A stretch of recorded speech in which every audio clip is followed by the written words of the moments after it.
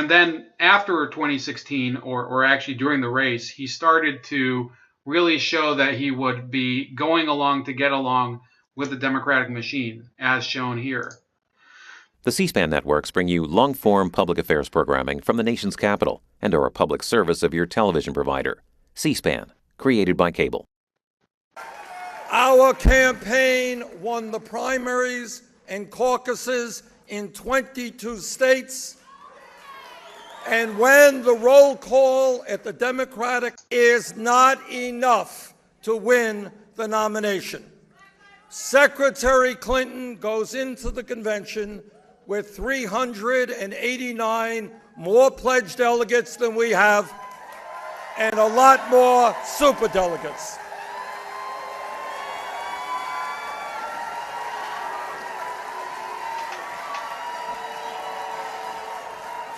Secretary Clinton has won the Democratic nominating process.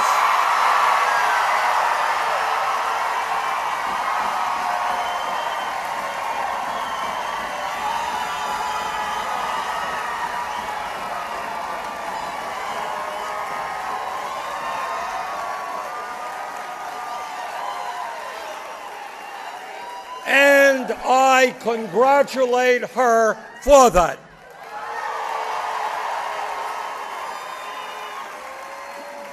She will be the Democratic nominee for president, and I intend to do everything I can to make certain she will be the next president of the United States. So a lot of people viewed that appropriately as a betrayal of his campaign, where he was railing against corporate greed. He was railing against the influence of super PACs. He was railing against the, military-industrial complex, prison-industrial complex, racial injustices that he was talking about. All very important things that Hillary Clinton was not very much deemed to be a good candidate for if you were a progressive or maybe somebody who was against those issues of you weren't so political, but those were the important ones for you. And by endorsing Hillary Clinton and also ignoring all of the shenanigans that Debbie Wasserman Schultz and Donna Brazile and the DNC perpetrated against him, he did earn a lot of the contempt of some of his progressive followers. Not all of them, but a few, some very notable ones. And he also started to push this Russia nonsense, as this YouTuber who's banned me on Twitter went into. This is a major assault. If you do that, there will be severe, severe consequences. Right. Howdy ho there, people. We've got to get over before we all go under. I'm Winkle the Bernie Bro, and welcome to my channel. Frickin' Bernie. Since the Mueller indictments came down, he's ramping up his Russiagate hysteria again. No! God, please, no! No! This is a really big problem, and in more ways than one. And Bernie, you should frickin' know better. I can't totally forsake the guy, but I can call Bernie out on the bullshit that he's pushing. I can't do it with him staring at me like this, though. Why don't we fix that? There! That's better. Yeah, so enough of Winkle the pussy bitch. He did, even after doing this, he ended up endorsing Bernie for 2020, even though he's basically adapted. This is his position now. He's basically accepted the whole Russiagate nonsense, and now how is he going to walk it back now that there's no indictments pending and nothing's been proven? But here he was. Basically, this was near the beginning of the whole thing in February 2017. And he was fully on board with this, this clown car of idiocy. Here are some of the issues that need to be thoroughly explored. First, the U.S. intelligence community has concluded that Russia played an active role in the 2016 election with the goal of electing Donald Trump as president. We also know that Trump's campaign had repeated contacts with senior Russian intelligence officials in the year before the election? Was there active collusion and cooperation between the Trump campaign and Russian officials? We don't know. This is something that must be explored. Second, multiple media outlets reported last week that U.S. intelligence services have verified portions of a dossier that, among other things, alleges that Russian agents hold damaging evidence about President Trump's past personal and business dealings that could possibly make President Trump susceptible to blackmail. Is that true? So, you can watch the rest of that. I think I'll post a clip of the whole presentation if you guys want to look at it. Bernie Sanders bought into this despite the fact that he himself, in his entire career, he did support Cold War adversaries of the U.S., such as Nicaragua and the Soviet Union and Cuba. Now, I guess some people would say, forgive and forget, the Cold War is over or whatever. Hold on. You're trying to reignite the Cold War. I don't want the Cold War back. Okay, this is my opinion, sorry. But I don't want the Cold War back. I'm fine with having a good relationship with Russia. I'm not fine with everything they're doing. But what Bernie Sanders has done is basically ignore his past, his disgraceful behavior during the Cold War, his embrace of the Chavez regime in Venezuela. Again, I'm against intervention there, but I do oppose the Chavez regime. This man is a joke. And his foreign policy judgment, based on the previous stuff where he kind of, he never had a clear vision in 2016. And now, he's joining in on the worst elements of the Democratic Party. And in fact, he went worse in later statements that he made about Russia, including a much longer one that he made before the Senate after the Helsinki Agreement. This is a major flaw in the Sanders campaign, which gets me to some of the other issues that we're talking about. So here are the rivalries. This is a new feature I'm trying to build into my profiles. The older profiles are not going to have this, but what are you going to do? I'm not going to redo them. So this is a list of all the candidates, or at least most of them. Some of them, honestly, who cares? But let's talk about them. So you have the corporate centrists. Who are the main corporate centrists who will be running? You have Biden, who is still, he hasn't run yet. Booker and Harris, as well as Beto. Those would be the main corporate centrists. Then you have, bring up the rear. Of course, would be Buttigieg. Bring up the rear for a reason. You have Hickenlooper, who's not going to be much of a factor, in my opinion. I think he admitted last week that he saw a porno film with his mom. Then you have Swalwell, who is going to be a joke, as well as Klobuchar, who, maybe not much to say about her. So obviously, if Biden gets in, he's gonna win probably the majority of the corporate money and subsequently the vote. If he does not run, I think that the default candidates that would inherit his voters, most of his voters at least, some of them obviously could also vote for Sanders, would be Beto and Kamala Harris, and then probably maybe possibly Cory Booker, who I don't think is that serious of a candidate, if you don't mind me saying. Then you have these guys who are they're kind of sort of progressive, but they also are a little centrist.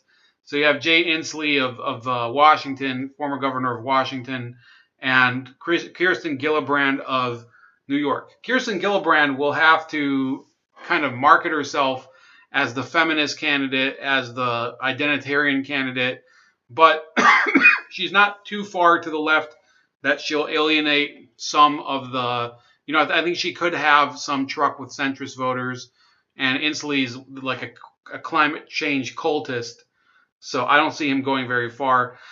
Then let's talk about his more progressive rivals. You have Elizabeth Warren, who will definitely siphon off votes. Remember, in the Democratic primaries, everybody who is able to generate, a certain level of support and votes will get a piece of the pie. So Elizabeth Warren will definitely siphon off votes from him. Marianne Williamson, who's really in it to promote reparations, I don't see her really making any traction at the moment. So, not not to say something couldn't happen, but I don't see her really being a competitor. Andrew Yang, very, very interesting campaign. Some very important questions about him, but nevertheless, I think he's going to be a major challenger for some of Bernie's voters. And Tulsi Gabbard, she's inherited some of the Bernie voters who never went along with the Russia nonsense, and I think that she's the most anti-war, consistent, non-interventionist candidate. Some of the stances on gun control and, abortion, I think she's obviously more in conformance with the mainstream Democratic line, but I would say that she is among, conservatives and centrists who didn't believe in the Russiagate nonsense. She would be the heavily favored candidate. So she could bridge the gap. If you're talking about minority voters, okay, I put this in. So you have Williamson, obviously a big reparationist, and probably abortionist. You have Kamala Harris, who panders pretty pathetically. Julian Castro is very much in favor of reparations as well as open borders. And I think Kamala Harris also is for open borders. Then you have Cory Booker, classic panderer. You have Peter Buttigieg, who's, he's probably going to try to attract a lot of the gay vote because he's gay himself. Then you have Yang again. Andrew Yang, I think, he's marketable to a number of different constituencies. So I'm not going to stop paying attention to him for the foreseeable future. I probably will end up doing a candidate profile of him. He really does have that touch to go out and interact with people and talk to them and try to, at least try to get their votes. And then, of course, I don't think Gabbard is going to truck much on identity politics, but, supposing that she did, she would have something to talk about since she is a Pacific Islander. And then you have Kirsten Gillibrand of the Me Too movement. Then you have blue-collar voters. They could go for this Pete Buttigieg, who is from Indiana. You have Andrew Yang, who is openly going for their votes because he's saying that a lot of their jobs are going to be eliminated by automation. So he's for this UBI stuff, which I don't really believe in. I think the unions are not going to really like Andrew Yang because they're going to be against somebody who thinks people should be getting money without having a job. They're going to be saying, well, if they're not going to get jobs, then what's the need for unions?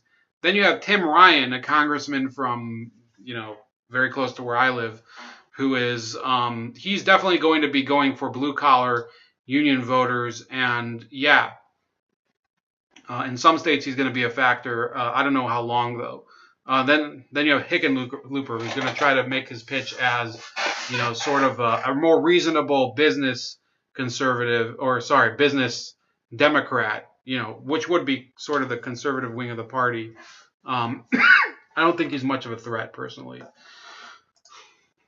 So the map, I think, is not unfavorable to Sanders. If you think about it, Iowa, New Hampshire, those are states he could easily win. South Carolina, not as much. Going to be kind of difficult for him. Super Tuesday, I think that California and Texas are going to be hard for him to make any traction for.